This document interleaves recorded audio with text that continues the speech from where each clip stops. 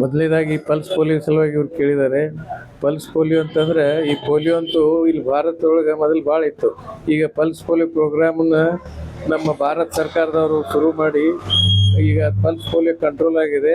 ಅದಕ್ಕೆ ಮುಂದೆ ಪೋಲಿಯೋ ಹಬ್ಬಬಾರ್ದು ಅಂತ ಹೇಳಿ ಇದನ್ನೊಂದು ವ್ಯವಸ್ಥೆ ಕಾರ್ಯಕ್ರಮವನ್ನು ಸರ್ಕಾರದವರು ಹಮ್ಮಿಕೊಂಡಿದ್ದಾರೆ. ಇದಕ್ಕೆ ಎಲ್ಲ ಸಾರ್ವಜನಿಕರು ಇದಕ್ಕೆ ಕೋಆಪರೇಷನ್ ಕೊಡಬೇಕು. ತಮ್ಮ ಮಕ್ಕಳಿಗೆ 5 ವರ್ಷ ಒಳಗಿನ ಮಕ್ಕಳಿಗೆ ಪಲ್ಸ್ ಪೋಲಿಯೋನ್ನು ದಯಮಾಡಿ ಹಾಕಿಸ್ಬೇಕು. ಇದರ ಇನಾಗ್ರೇಷನ್ ಅಂತ ಮೊನ್ನೆ ಆಗಿದೆ. ಈಗೂ ಕೂಡ 1 ತಿಂಗಳವರೆಗೆ ಇದು ಪಲ್ಸ್ ಪೋಲಿಯೋ ಕಾರ್ಯಕ್ರಮ ನಡೀತದೆ. ಮನೆ ಮನೆಗೂ ಕೂಡ ನಮ್ಮ ಸಿಬ್ಬಂದಿ ಬರ್ತಾರೆ. ಅವ್ರಿಗೆ ನೀವು ಸಹಾಯ ಮಾಡಿ ನಿಮ್ಮ ಮಕ್ಕಳಿಗೆ ಪೋಲಿಯೋ ಡ್ರಾಪ್ಸನ್ನು ಹಾಕಿಸ್ಕೋಬೇಕಂತ ಹೇಳಿ ನಾ ಈ ಮೂಲಕ ವಿನಂತಿಸುತ್ತೇನೆ. ವೈದ್ಯರ ದಿನಾಚರಣೆ ಅಂದರೆ ಇಂದು ಬಂಗಾಳದೊಳಗೆ ಒಬ್ಬರು BC ರಾಯ್ ಅಂತ ಹೇಳಿ ಡಾಕ್ಟರ್ ಇದ್ದರು. ಅವ್ರು ಫೇಮಸ್ ಆಗಿದ್ರು. ನಮ್ಮ ನಂತರ ಬಂಗಾಲದ ಚೀಫ್ ಮಿನಿಸ್ಟರ್ ಆಗಿ ಕೆಲಸ ಮಾಡಿದ್ದಾರೆ. ಅವ್ರು ನೆನಪಿಸಲು ಅವರು ಜುಲೈ 1ನೇ ತಾರೀಕು ಅವ್ರ ಬರ್ತ್ಡೇ, ಮತ್ತು ಅವರು ಸ್ವರ್ಗಸ್ಥರಾದದ್ದು ಕೂಡ ಜುಲೈ 1ನೇ ತಾರೀಕನೇ. ಅದಕ್ಕೆ ಈ ಸವಿನ ಅವ್ರದ್ದು ನೆನಪಿನ ಸಲುವಾಗಿ ಜುಲೈ 1ನೇ ತಾರೀಕು ಡಾಕ್ಟರ್ಸ್ ಡೇ ಅಂಥೇಳಿ ಆಲ್ ಓವರ್ ಇಂಡಿಯಾ ನಾವು ಸೆಲೆಬ್ರೇಟ್ ಮಾಡ್ತಾ ಇದ್ದಾರೆ. ಅವರು BC ರಾಯ್ ಅವರು ಪಾಪ ಬಡವರ ಸಲುವಾಗಿ ಒಂದು ಹಾಸ್ಪಿಟಲ್ ತೆಗೆದ್ರು. ಅವ್ರ ಸಲುವಾಗಿ ಟ್ರೀಟ್ಮೆಂಟ್ ಕೊಟ್ಟರು.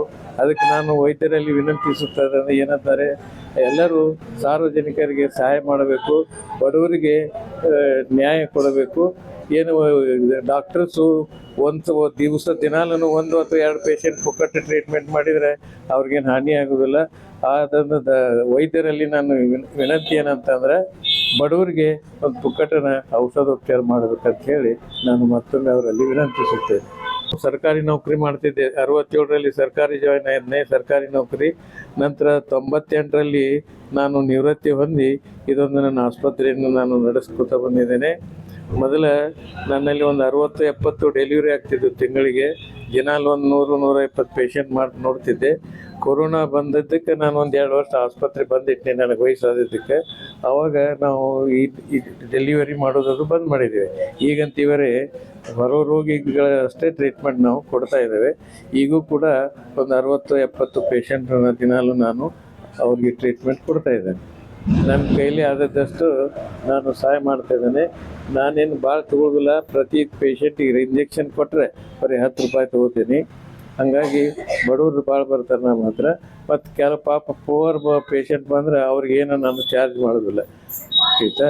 ಮತ್ತು ಕೆಲವರಿಗಂತೂ ನಾನು ಸಲೈನನ್ನು ಕೂಡ ಪುಕ್ಕಟ್ಟು ಹಚ್ಕೊಡ್ತೇನೆ. ಒಂದು ಎಕ್ಸಾಂಪಲ್ ಹೇಳ್ಬೇಕಂದ್ರೆ ನಮ್ಮದು ಇಚ್ಛೆ, ಒಮ್ಮೆ ಇಲ್ಲಿ ಕೆಂಗಾನೂರದಿಂದ ಈಗ 1-2 ತಿಂಗಳಿಂದ ಕೆಂಗಾನೂರದಿಂದ ಒಬ್ಬ ಹೆಣ್ಮಗಳು 25 ವರ್ಷ ಇರಬೇಕು, ತಾಯಿ ಮಗಳು ಬಂದಿದ್ರು. ಅವ್ರಿಗೆ ವಾಂತಿ ಭೇದಿ ಭಾಳ ಇತ್ತು, ಭಾಳ ತ್ರಾಸಿತ್ತು.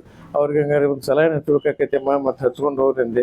ಇಲ್ರಿ ನಾನು ನಾಳೆ ಬರ್ತೀನಿ ಅಂತಂದರು. ನನಗೆ ಗೊತ್ತಾಯ್ತು ದುಡ್ಡು ಇಲ್ಲದಕ್ಕೆ ಅವ್ರು ನಾಳೆ ಬರ್ತೀನಿ ಅಂತಾರೆ. ನಾನು ಅವ್ರಿಗೆ ಪುಕ್ಕಟನ ಹಚ್ಚಿ ಕಳಿಸಿದೆ. ಆ ಬಳಿಕ ಮರುದಿವ್ಸ 10ವರೆಗೆ ಅವಳು ಬಂದ್ಲು. ಮತ್ತು ಯಾಕಮ್ಮ ಇನ್ನೂ ಕಡಿಮೆ ಆಗಿಲ್ಲ? ಇಲ್ರಿ ಕಡಿಮೆ ಆಗೈತಿ. ಮತ್ತೆ ಯಾಕೆ ಬಂದೆ ಅಂದೆ. ಇಲ್ಲ ನಿಮ್ಮ ಬೀಗ್ಲು ಕೊಡಕ್ಕೆ ಬಂದೀನಿ ಅಂತ. ಅವ್ಳು ಪಾಪ ಪ್ರಶಸ್ತಿ ಏನು ಬಂದಿಲ್ಲ ನನಗೆ. ಅಂದರೆ ನಮ್ದು IMA ಅಂತದೆ, ಅವರ ನಮಗೇನೋ ಒಂದು ಇದನ್ನು ಪ್ರಶಸ್ತಿ ಒಂದು ಕೊಟ್ಟರು ಈಗ ಅಬೌಟ್ 15 ವರ್ಷದ ಹಿಂದೆ.